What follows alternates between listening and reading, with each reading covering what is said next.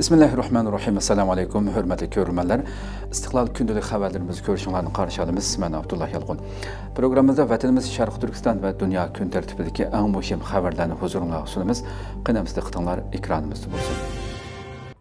Xitay Filippin paraxodlarına yana bir qatım hücum qildi.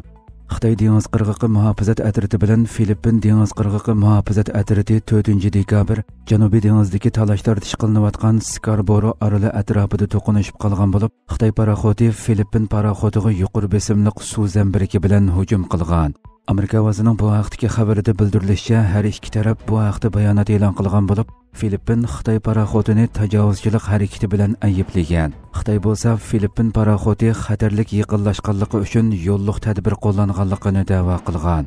Filippin dengiz qirg'oqi muhofazat atritining aytishicha, Xitoy dengiz qirg'oqi muhofazat paraxodi Xitoy dengiz armiyasi paraxodlarining qo'llashi bilan 4-dekabr Scarborough orolining janubiga taxminan 30 kilometr keladigan joyda Filippin charlash paraxodini qasddan yondigan va kuchlik suv zambiraklarini etib paraxodni to'sishga uringan. Vaqadan keyin Xitoy o'z territoriyasiga tava dengiz rayonida harakat qilganligi, Filippin paraxodining xatarlik yaqinlashganligi, Xitoy dengiz qirg'oqi muhofazat atritining qonun nizomlariga asosan harakat qo'llanganligi haqida jar solgan.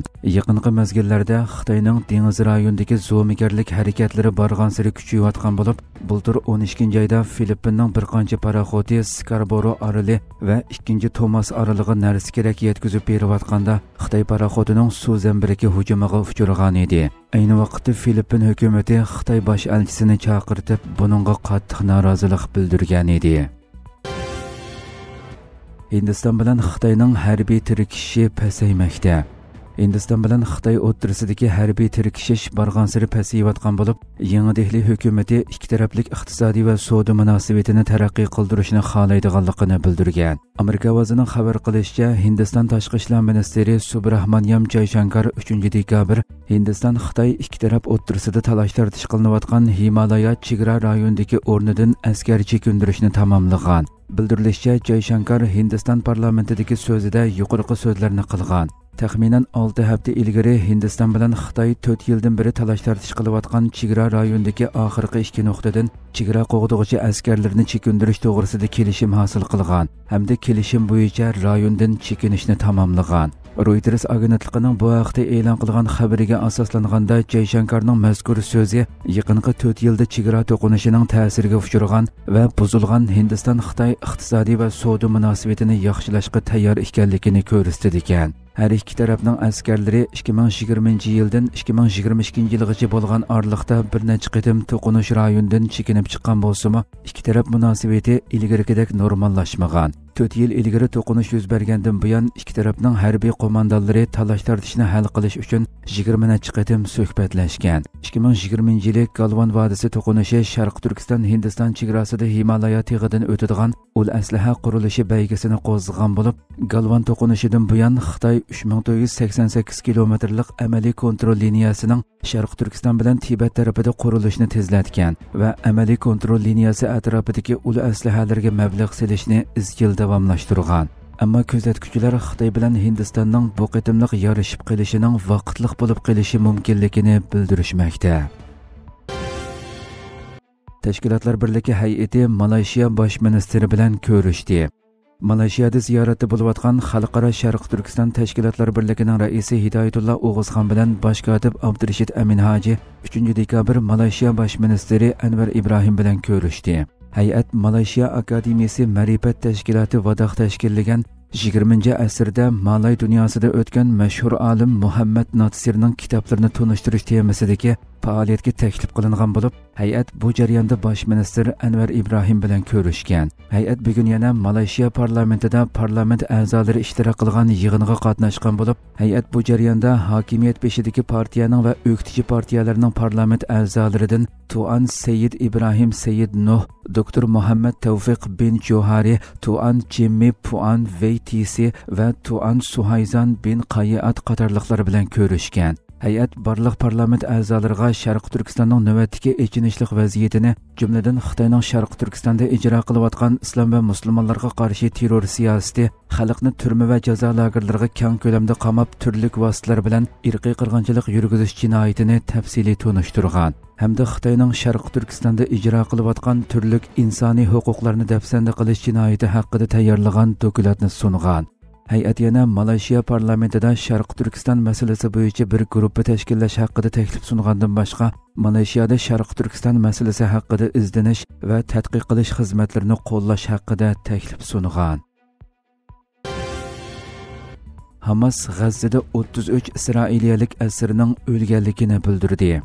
Hamas Isroiliya armiyasining 2023 yili 7 oktyabrdan buyon G'azzaning har qaysi joylariga qaratgan hujumlarida 33 Isroiliyalik asirning o'lganligini bildirdi. Turkiya Ovozi radiosining xabarida bildirilishicha, Falastin Islomiy qarshilik ko'rsatish harakati Hamas Telegram supasidagi hisobida sin ko'rinishi tarqatib, Isroiliya armiyasining bultur 7 oktyabrdan buyon G'azzaning har qaysi joylariga qilgan hujumlarida 33 Isroiliyalik asirning o'lganligini, ba'zilarining yo'qolib ketganligini e'lon qilgan. Hamas Isroiliyalik asirlarning Isroiliya bosh ministri Benyamin Netanyahuning johilligi sababidan o'lganligini ta'kidlab, hujumlar davomlashsa texmo ko'p asirning o'ladiganligi haqida ogohlantirgan. Isroiliya tarafining mo'ljallashicha, hozir G'azzada 101 Isroiliyalik asir bor ekan. Amerika Asad hukumatining BDTning qarorlariga bo'ysunmayotganligini bildirdi.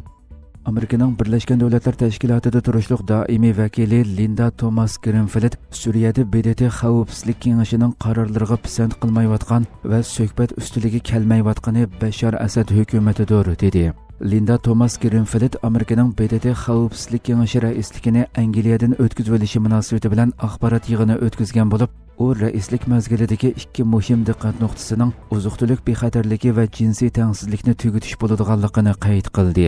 Shuning bilan birga raqamli tahdidlar va rayonlik nizolarning muhim kun tartiblarining biri bo'ladiganligini bildirdi. U Suriyadagi navbatdagi o'zgarishlarning kishini andishiga soladiganligini, Amerikaning vaziyatni yaqindan ko'zlayotganligini ta'kidlab, biz uzun vaqt Suriyadagi suhbatlarni qo'lladik. Suriyada BDT xavfsizlik kengashining qarorlariga pisand qilmayotgan va suhbat ustiliga kelmayotgani Bashar Asad hukumatidir deganlarni qayd qildi. Ukraina NATOdan qo'shimcha havo mudofaa sistemasi talab qildi.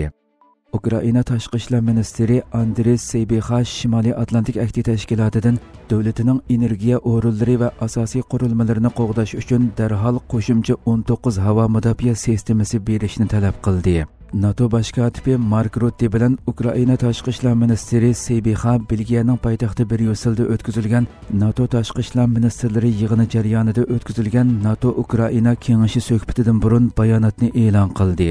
U NATOning Ukrainani davomli qo'llaydiganligini qayta ta'kidlab, ittifoqdoshlarning sizlar bilan birga ekanligi to'g'risida sizga kafolat beraman dedi.